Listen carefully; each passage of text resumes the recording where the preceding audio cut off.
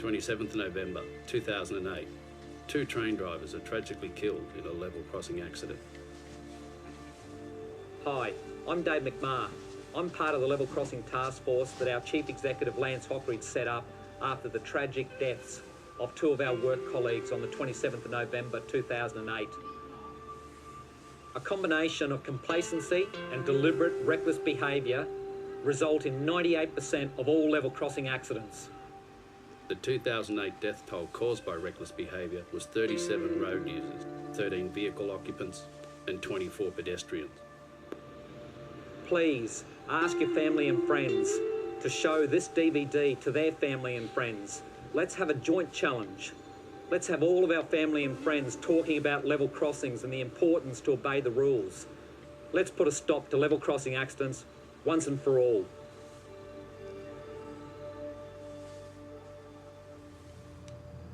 You know it can happen, you just try not to think or hope it doesn't happen to you. Really gets you on the edge of your chair when you can see a car approaching the crossing and they're not going to stop. You just see it and you think, is this it? It's nerve-wracking. You get the shakes. Everybody's affected, and some people never get over these sort of things, never.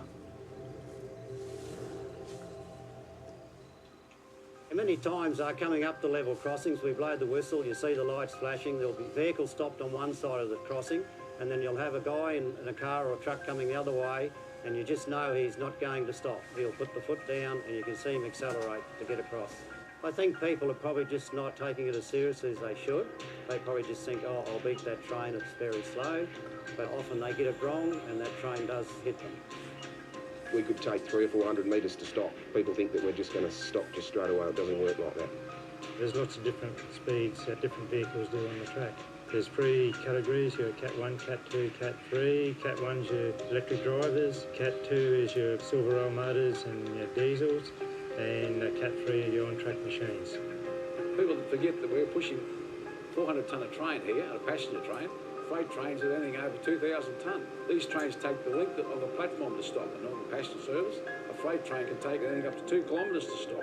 You try and do everything, put the brake on, sound the horn, and that's all we can do. You either wait for the bang or you miss them. There's no middle, you either hit them or you don't. We can see the look on their face when they look up in horror and realise what nearly happened as they've just stopped at the last minute.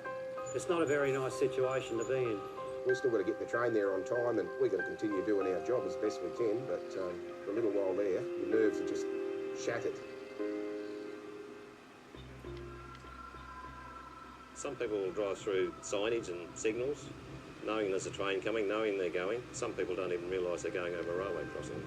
Yeah, that's quite scary. That's pedestrians, it's people on push bikes, women with prams, even the general public, men with suits and briefcases who are going home from work. Well, if they want to trip over, well, I've said it before, we cannot stop.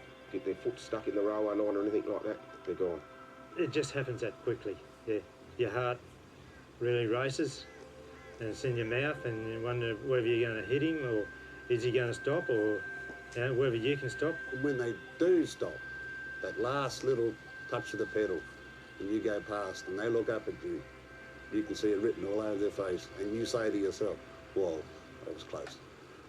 You could wait at McDonald's for 5 minutes to get a hamburger. Everybody's quite happy to do with that, but they won't wait 2 minutes at a level crossing like they haven't got a minute to spare. It's just not good enough. We just think, what a fool. His whole life has just been put on the line just for the sake of probably a minute or maybe a bit less.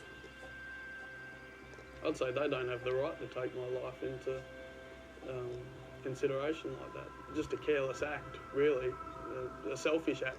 It ruins people's lives. I mean, I'm only going to have to do my job like people in their cars going to and from work. They want to get to work. I like to get to work, like to get home too, same as them. People just need to slow down and take a good hard look at what's important in their lives, and you don't really want to lose it all just because it's going to get you 2 seconds further up the road. I have been involved in relief trains of where there's been fatalities to see the person there that's been injured or killed. It affects you the rest of your life. It affects you, it affects your family. They'd go home, you know, you wake up in the middle of the night, it's the first thing they're going to think of. Something like that changes you, you know. My train was involved with an accident. Beautiful clear day, flashing lights were working. He just didn't stop. I saw him coming, did what I could do. 9 months later, I went back to work. Daryl was driving a loaded grain train when a truck drove through flashing lights at a level crossing. The vehicles collided and Daryl sustained a broken back in the accident. My wife, especially my daughter now, she worries when I go to work now. And every time they hear a level crossing, they always ring me. "You're right, Dad." I haven't got over it, and I don't think my wife has. A truck didn't stop at a stop sign at the crossing and we T-boned him basically. It all happened very quick. I put the brake on and then I just sort of said, this is it. I came to, I could smell fuel. The loco was laying on its side, facing the direction we were coming from. I honestly thought I was going to die. I thought I was going to burn.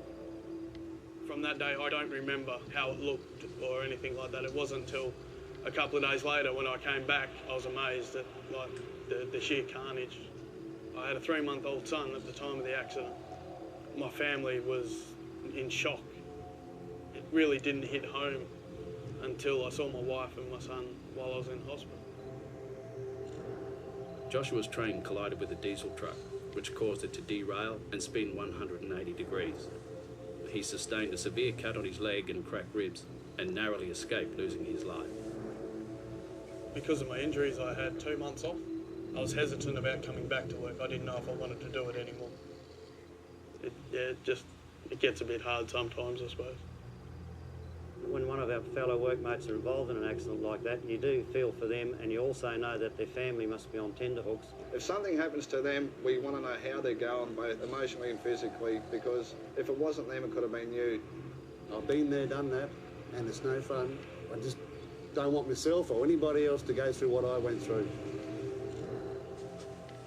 If getting the message out there to motorists can save just one life, then we've already made a huge difference. We've got to get it out to them fast, how dangerous it is. Responsibility on motorists to take more care and be more vigilant.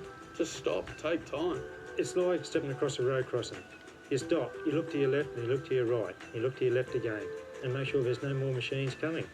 Yeah, stop, look and listen. If the lights are flashing, the boom gates are down, don't cross. By law, you're not supposed to go through a flashing light. Observe those boom gates, those flashing lights. Actually think before you make that final step. You've got plenty of time to cross that road crossing. It doesn't have to be in that instant, because that instant, your life could be gone in that instant.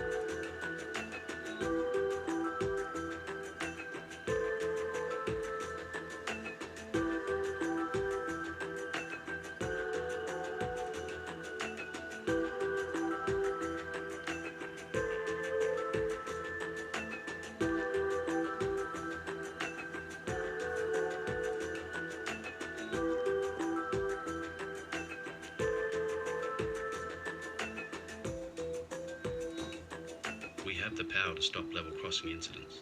By passing on the message from this DVD, you can help to raise awareness and save lives.